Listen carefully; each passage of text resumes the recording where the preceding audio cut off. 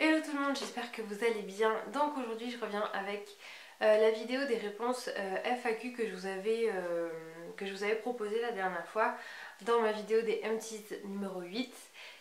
Et bizarrement, je vous propose une FAQ et j'ai 3 questions qui m'ont été posées, pas plus. Alors que la première fois il y en avait plein qui m'avaient posé des questions et que d'habitude sous toutes mes vidéos vous me posez toujours plein de questions. Donc du coup je comprends pas pourquoi le fait d'avoir dit peut-être FAQ ouverte dit je sais pas moi que je sais pas vous du coup vous me proposez plus rien ou vous me posez plus de questions, je sais pas. Vraiment j'ai pas compris, mais bon bref tant pis, je vais répondre aux questions qui m'ont été posées dans tous les cas. Et puis après je vais vous faire donc une petite revue des produits Octoly que j'ai reçus. La première question qui a été posée sur la vidéo donc YouTube, c'est une question de Chloé qui me dit: est-ce que ton fils a adopté une alimentation végane?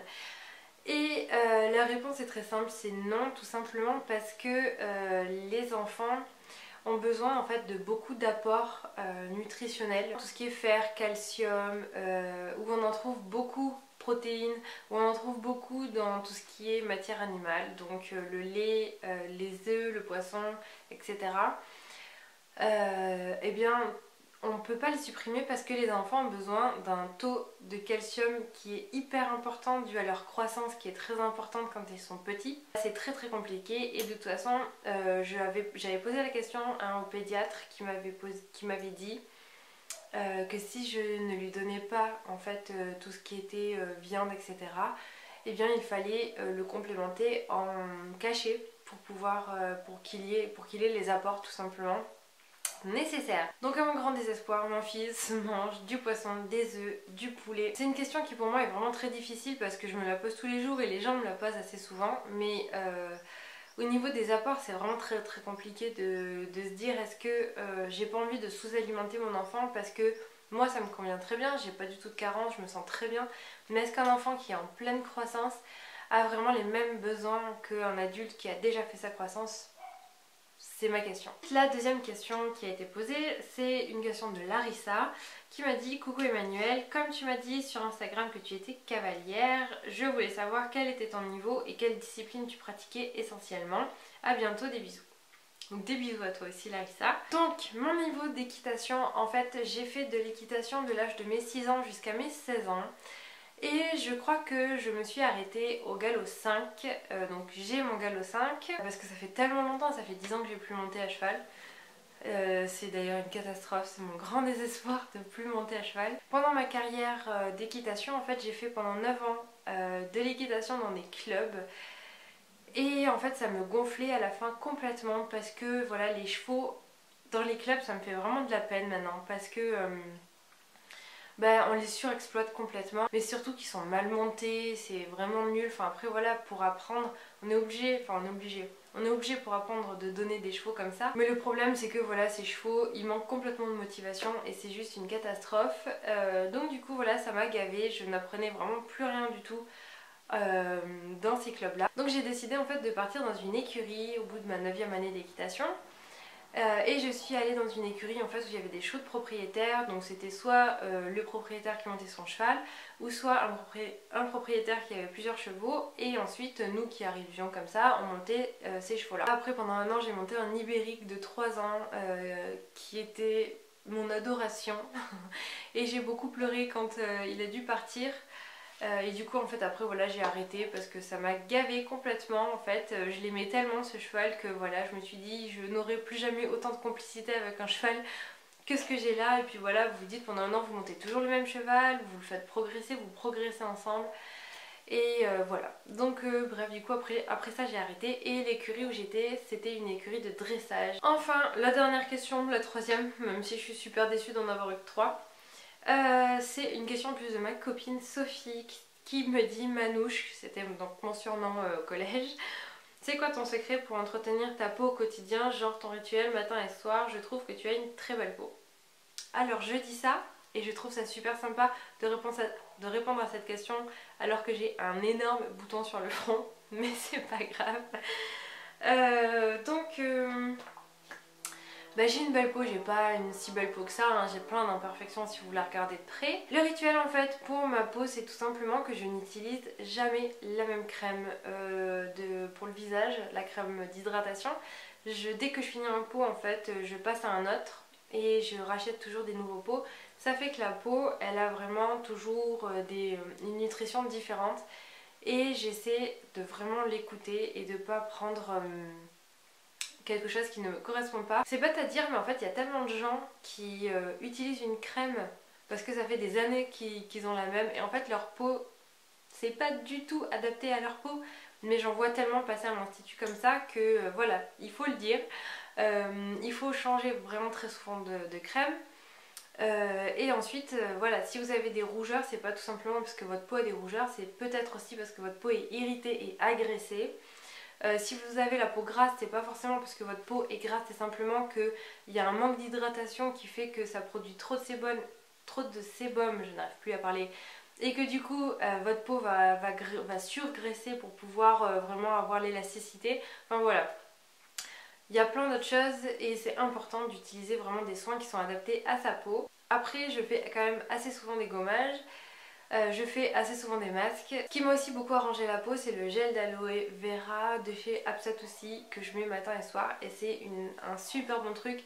Ça m'a vraiment amélioré ma qualité de peau, vraiment. Donc voilà pour cette FAQ qui était vraiment très courte. Mais c'est pas grave, ça m'a quand même fait plaisir que vous me posiez ces questions-là. Et puis voilà, vous avez quand même la possibilité de me les poser sous chaque vidéo au fur et à mesure. Et puis voilà, si vous voulez une FAQ une prochaine fois, eh bien écoutez, dites-le moi dans les commentaires. Bref, nous allons passer maintenant à la revue produit. Parce que j'ai deux petites choses en fait à vous présenter et que j'ai reçues avec Octoly en fait. Donc voilà, je dois faire mes petites revues avec Octoly et vous en parler. Donc la première chose que je voulais vous parler, c'était le rouge à lèvres que j'ai sur les lèvres actuellement. C'est une très jolie couleur, ça c'est indéniable. Mais ensuite, il faut que je vous parle déjà de la marque que c'est et de mon avis dessus. Donc la marque que c'est la marque Huda Beauty.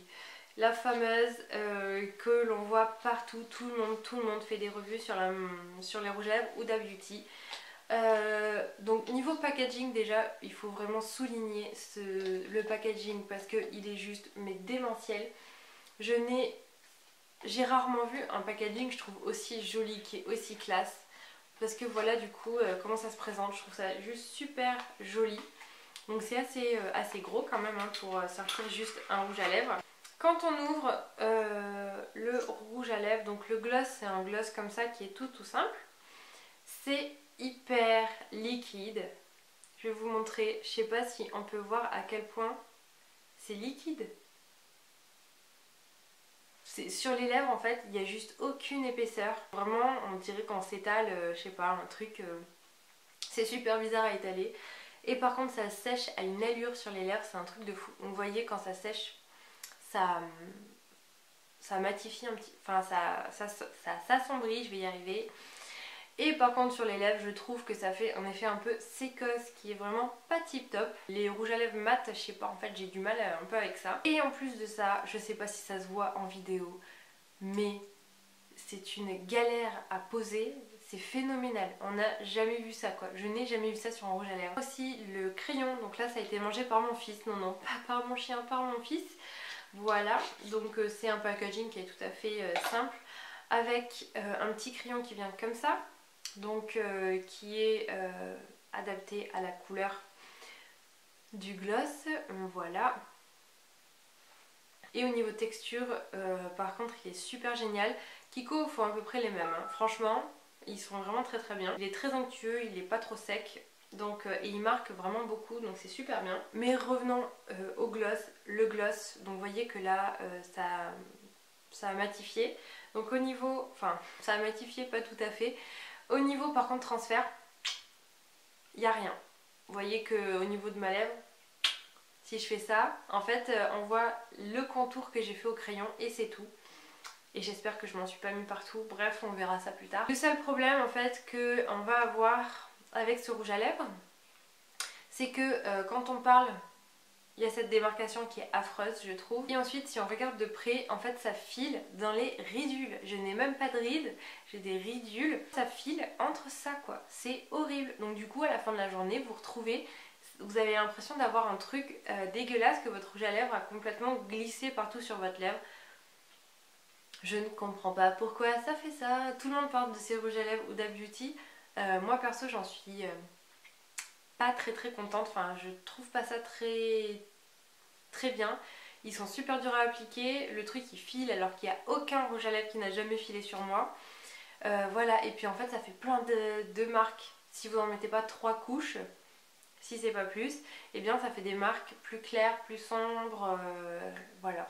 Et c'est très dur à mettre. Deuxième produit Octoly que j'ai reçu il y a quelques temps et que j'ai mis du temps parce que je voulais les tester. C'est donc les produits Natural Mojo, c'est le Berry Boost et le Pure Detox, donc 100% naturel, c'est vegan aussi. Alors, j'ai plus utilisé lui que lui et je vais vous expliquer pourquoi dans 2 secondes. Ça c'est à boire le matin avec du lait, donc je bois ça avec du lait de riz. C'est tout simplement en fait dit nos super aliments utilisés au quotidien donnent à votre corps l'énergie nécessaire pour être en forme toute la journée. Donc voilà, il y a plein de bonnes choses, hein. Il y a la poudre de betterave, poudre de lait de coco, fibre d'avoine, poudre d'épinards, poudre de protéines de pois, enfin bref, il y a plein de trucs, hein. La liste est assez longue au dos. Pour le boire en fait il faut soit mettre de l'eau, du jus de fruits, du yaourt, du smoothie ou comme moi du lait avec donc 200 ml plus une cuillère de Berry Boost. Donc je vais vous montrer comment c'est, hein. C'est une poudre en fait qui est violette comme ça. Ça fait à peu près une quinzaine de jours que je l'utilise tous les matins. C'est super bon, franchement avec du lait de riz c'est une tuerie, c'est trop bon, ça donne vraiment un super bon goût. Est-ce que ça me donne l'énergie que je n'ai pas? Je sais pas, parce qu'en tant que vegan, depuis que je mange vegan, j'ai vraiment beaucoup d'énergie. Ça ne peut pas faire de mal dans tous les cas, c'est ce que je me dis. Moi je trouve ça pas mal de faire ça. Si vous vous sentez fatigué, je trouve ça bien de le faire, surtout qu'en fait il y a beaucoup de gens qui se sentent fatigués parce que c'est le changement de saison. Quand on passe de l'été à l'automne, on se sent très souvent fatigué. Moi en tout cas je l'ai pas été, alors est-ce que c'est grâce à ça ou pas, je sais pas. Mais moi j'ai trouvé ça pas mal de le faire. Je vais finir la boîte. Je sais pas si je vais racheter parce que ça coûte quand même cher. Donc je vais voir. Et je me dis si un jour je me sens fatiguée, bah je rachèterai ça. Franchement j'ai trouvé ça vraiment pas mal.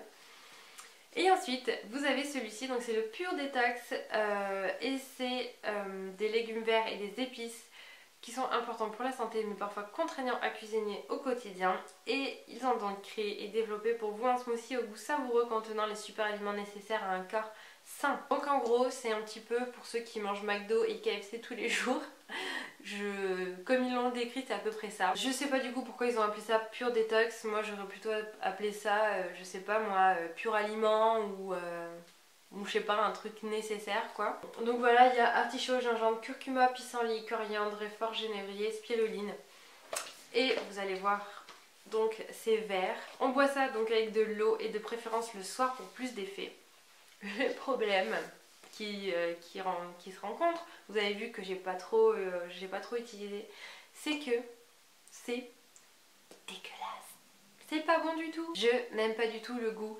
La première fois, franchement, j'avais l'impression de boire un cachet et ça m'a donné carrément la gerbe en le buvant. Je l'ai fait tester à ma cousine ne l'a carrément pas fini tellement elle a trouvé ça dégueulasse. Une fois qu'on prend l'habitude après de le boire, on trouve ça toujours pas très bon, mais ça se boit beaucoup mieux, je l'avoue. Mais le problème c'est que c'est vraiment pas bon du tout quoi. Et ça donne pas envie de le boire. Autant le Berry Boost, ça donne envie de le boire parce que c'est hyper bon, voilà, ça a le goût un peu de fruits rouges. Autant ça a le goût d'artichaut mélangé à des épinards, mais en plus le soir quand vous avez juste envie de boire une tisane, d'être calé et tout, vous buvez ça, c'est immonde. Donc voilà, moi j'ai pas aimé de ce côté là ce truc. Après dans l'idée c'est quand même super bien d'avoir une poudre comme ça pour avoir tous les aliments. Si vous mangez mal, que vous n'avez pas, comme j'ai dit pour le Berry Boost, ça ne peut pas faire de mal, voilà, étant donné que c'est du 100% naturel et qu'il n'y a vraiment que ce qu'ils disent. Moi j'aurais préféré d'avoir quelque chose un petit peu plus meilleur, voilà, pour boire. Donc au final le verdict de Natural Mojo, puisqu'il y en a pas mal qui m'ont dit qu'ils l'avaient acheté, nana, ou qu'ils hésitaient. Moi je conseillerais vraiment de les acheter parce que c'est pas mal.